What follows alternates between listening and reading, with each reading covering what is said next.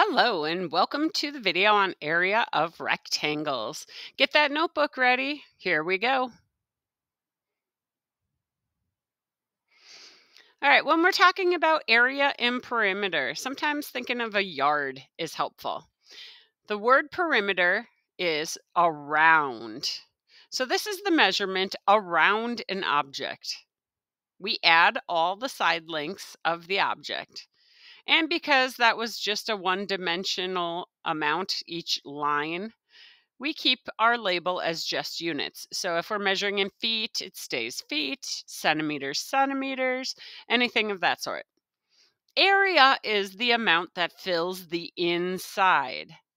This is two-dimensional. It has a base and it has a height. Also, you hear it sometimes say length and width. For this one, we multiply. And because we multiply our labels, our label becomes squared units. So it might be square feet, squared centimeters, squared yards. We're going to focus in on area a little bit more.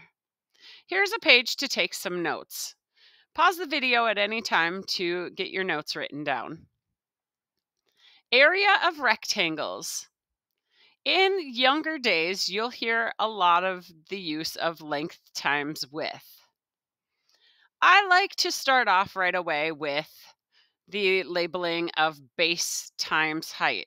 And the reason I start calling it that is because when we get into other shapes and we're finding their area, we use the terms base and height.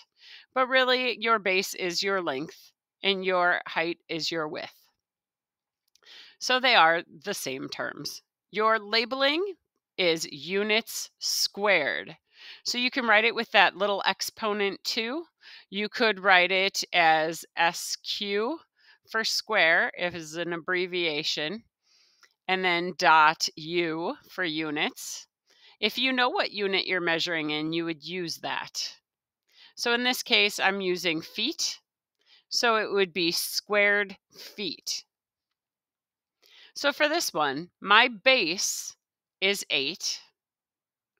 My height is 3. So I'm going to do 8 times 3. If I have 3 eighths, I am going to get 24. And then we need to label it. It's going to be 24 feet squared. With that little 2. And feet abbreviation is FT. Let's try a practice problem. Try this one on your own. Remember, for perimeter, you are adding all 4 side amounts together.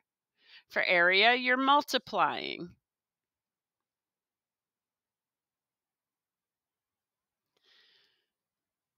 All right, welcome back. For the perimeter, you should have added 4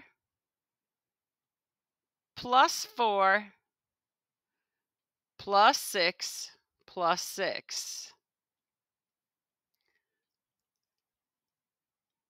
And you would have gotten an answer of 20.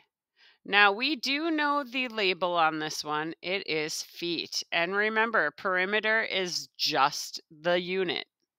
So it's just going to be feet. Area, it's base times height. And remember, we can use a dot that represents times. So 4 times 6, we get 24. And we got to square that unit, so feet squared. Rewatch the video if you need any more reminders.